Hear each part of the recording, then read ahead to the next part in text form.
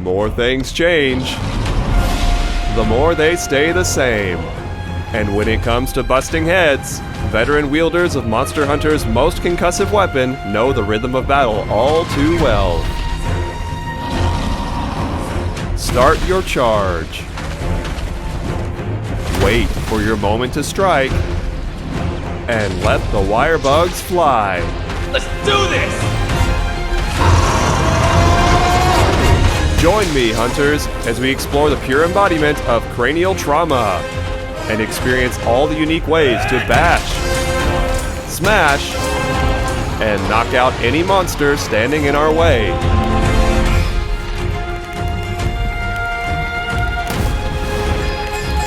Here we go! If you've shied away from walking down the path of the Hammermane, there's never before been a better time to bonk. Grab some Dongo Slugger and fix your sights on skulls, because it's time for the first Monster Hunter Rise episode of Build a Better Hunter! Of all the hunting implements retooled for Kimura's wirebug slinging ninjas, the hammer stands as a shining example of how to properly diversify a weapon's toolkit to encourage multiple different, yet equally effective playstyles. While basic gameplay is more or less the same as it was in Monster Hunter World and Iceborne, customizable switch skills and new Silkbind attacks elevate the hammer to something much more than a simple bonk stick. The humble Water Strike counters any attack without a lingering hitbox, then directly leads into a punishing golf swing. And it can even serve as a panic button if there's no time for a Superman dive. Wirefall aerial recovery attacks are perhaps the strongest and most maneuverable of any weapon in the game, and can handily turn a near-death experience into a dazed and toppled monster. The powerful aerial spinning bludgeon no longer requires a slope. Now with just a simple Silkbind, hunters can launch through the air at will. For mobile and tricky targets, Dashbreaker covers a lot of distance with a wide hitbox, provides super armor for the entirety of its animation, and even maintains the hammer's current charge level for follow-up punishes. The two different blue charge modes also lend themselves to divergent avenues and strategies. Strength serves as a mirror to the default yellow charge mode, providing similar attacks for each level of charge, and also is the quickest way to get to maximum charge in the blue state.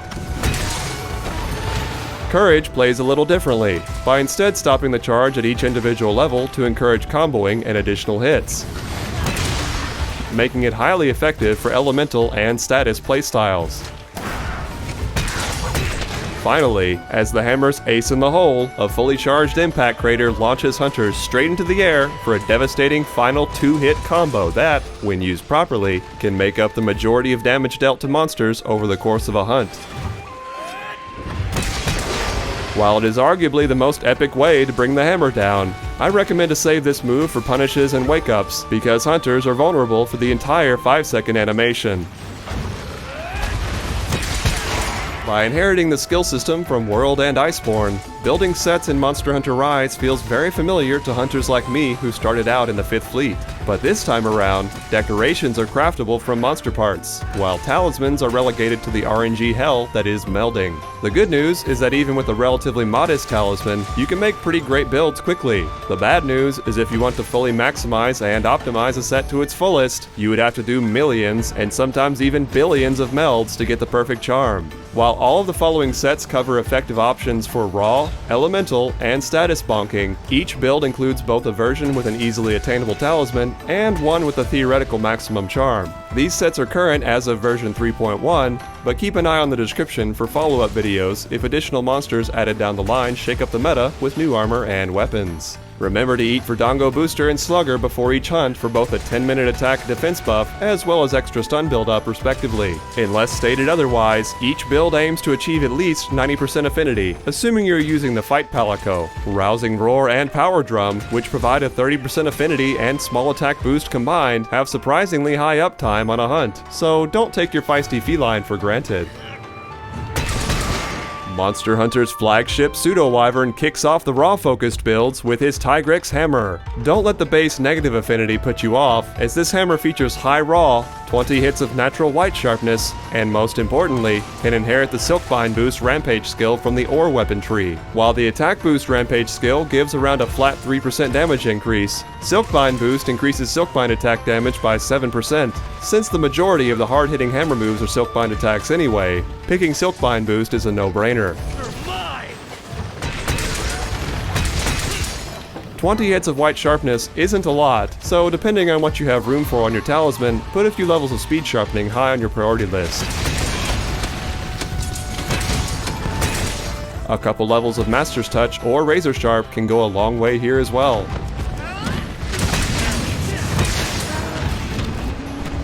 If chasing ever more powerful impact craters is your thing, the Tigrex hammer can also swing with a peak performance set. You will likely have to give up a lot of sharpness management skills here, but every extra level of attack boost you can fit in from better talismans eventually makes it possible for the final hits of an impact crater to strike for over 1000 damage each on certain targets. Just don't forget that there's no health regeneration augment in Monster Hunter Rise, so you'll need to keep a close eye on your health to keep peak performance active on a hunt.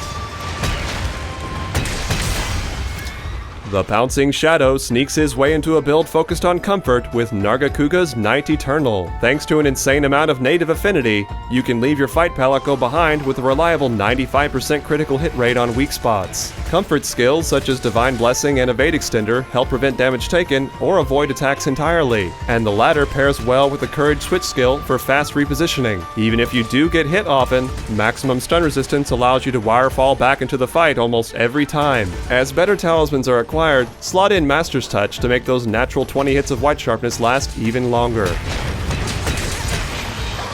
Everyone's favorite bubble-spouting Fox Leviathan brings the Bubbly Dance skill back to Monster Hunter Rise, and a build featuring this soapy blight from Mitsune also pairs well with Nargacuga's hammer. Give yourself minor bubble blight with just a few quick rolls, and thanks to maximum resuscitate and 100% affinity on weak spots, great damage is sure to follow. Bubbly Dance also provides the equivalent of Evade Window level 2, making rolling through attacks and roars a bit easier. Better talismans allow for more attack boost stacking and sharpness management skills as desired.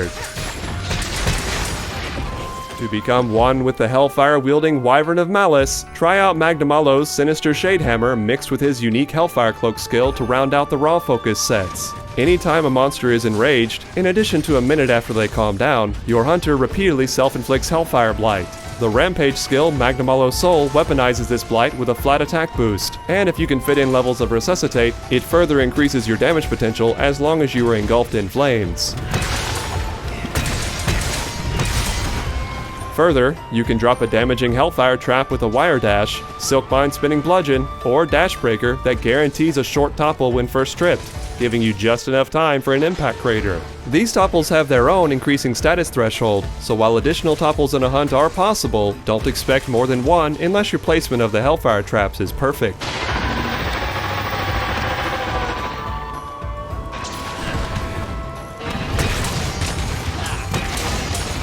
Just as in World and Iceborne, raw damage sets often outperform elemental builds.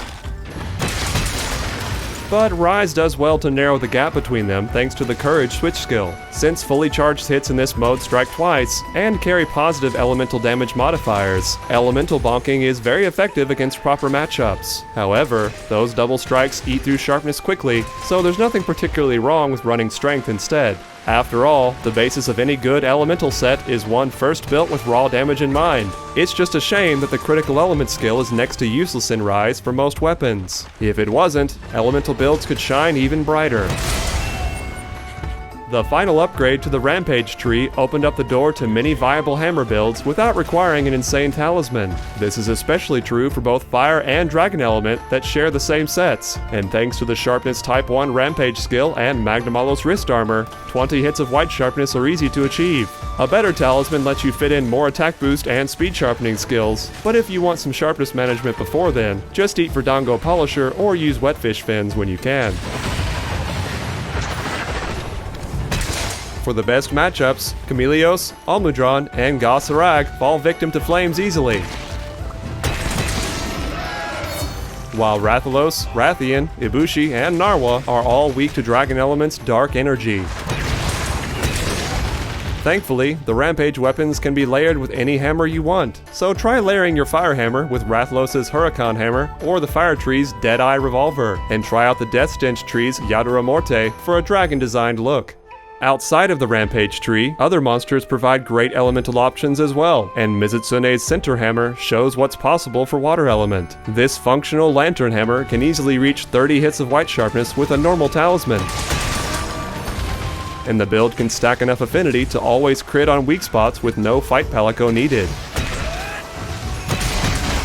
Alternatively, you can swap out Criticalize skills for attack boost, and still run your favorite feline to get the best of both worlds. Teostra, Anjanath, and Magdamalo all sport water-weak heads for this lantern to light up at night. While you may think Narwa would provide the best Thunder Hammer out there, you may be surprised to learn that the Lord of Lightning takes the cake with Despot's Crackle. Zinogre achieves this by sporting both higher raw and more slots for Thunder attack decorations, while still achieving 30 hits of White Sharpness. Choose the Attack Boost Rampage skill for a general purpose hammer, but you can also swap it out for the Anti-Aquatic Species Rampage skill for even more damage against the Thunder weak Mizutsune, Somnicanth, and Giratotis.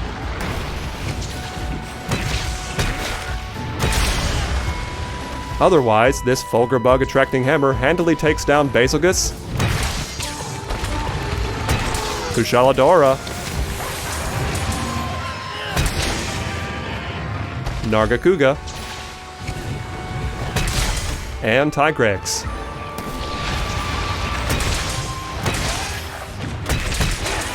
Finishing up the elemental hammers, the tornado-spewing Elder Dragon has quite the engaging ice hammer with Daora's Colossus. Though Kushala's snake-shaped club has relatively low raw attack, maximum attack boost can fit in this build if you forego flinch-free with even a modest talisman. Further, the Kushala Daora Soul Rampage skill provides temporary free affinity every time you strike a monster, removing the need for a Fight Palico.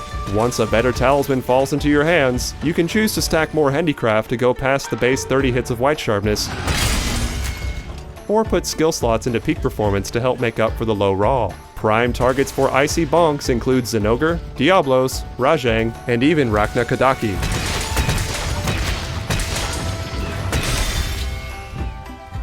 In the realm of status hammers, the field is somewhat narrow since most status decorations are now level 2, which have to compete with the much more valuable attack boost and criticalize skills. While the courage switch skill can build status up a little faster, thresholds in multiplayer increase so high that unless everyone is running the same type of status on their weapon, it's unlikely to get more than 2 procs of anything other than blast. As such, it's usually best to treat status builds as raw focused, but with a slight emphasis on status for support.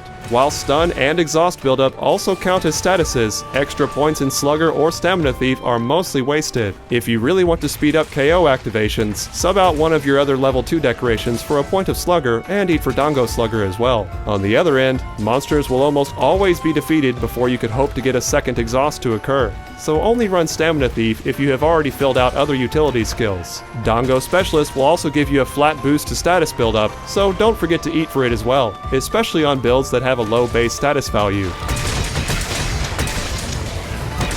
The often invisible Elder Dragon Chameleos provides a compelling poison hammer with his Diamalto's Dream. A comfortable 30 hits of White Sharpness combined with decent raw to bring out respectable base damage even without poison procs. Once a monster succumbs to the toxic status though, free constant damage rewards consistent hits. See, unlike World and Iceborne, poison buildup can continue even while a monster is already poisoned, so this is the hammer of choice to prevent Kushala Daora's Black Wind aura.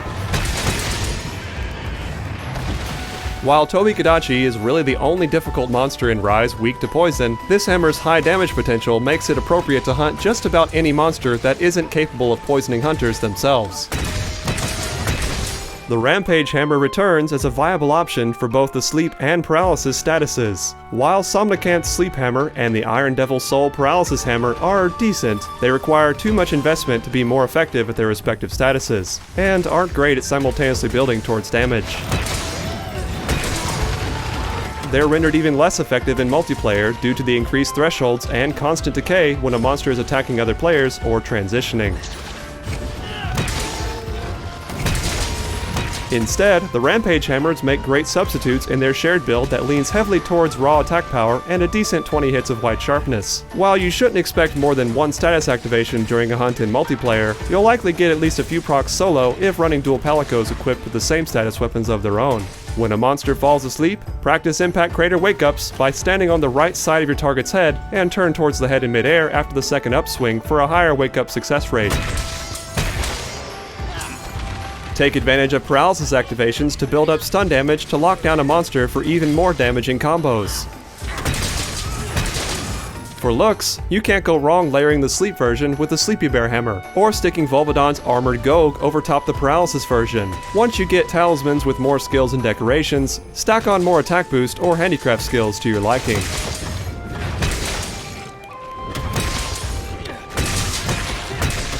Last but not least, the Emperor of Flame finally gets his own hammer in Rise thanks to the Teostra Cratergouger. Though you can build this giant chess piece to lean more towards raw with enough handicraft, at that point you'd be better off sticking with Magnamallo's hammer. Instead, full blast attack here helps keep the explosions going thanks to a high base blast value. If running this hammer solo, the Teostra Soul Rampage skill gives blast procs a little more oomph. But otherwise, just stick with the flat attack boost Rampage skill for multiplayer hunting. Most monsters are pretty weak to this status, but avoid hunting blast resistant monsters with this hammer like Magnamallo, Almudron, Bazelgus, and all members of the Wrath family. Those familiar dopamine hits of an Impact Crater are made even sweeter by a final explosion right on the monster's face.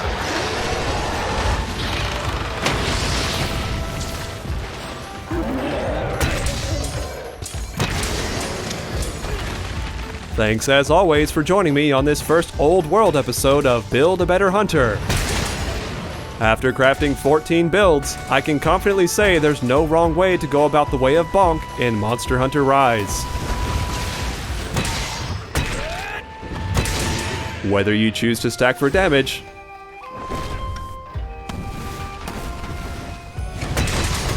or embrace unique blight playstyles,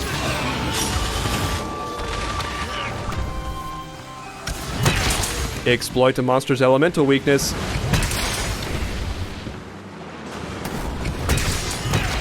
or even pursue 3 statuses at once,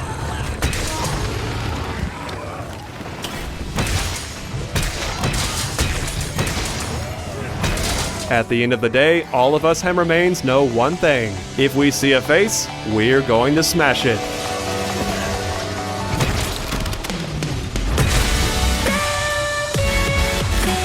Until next time, happy hunting!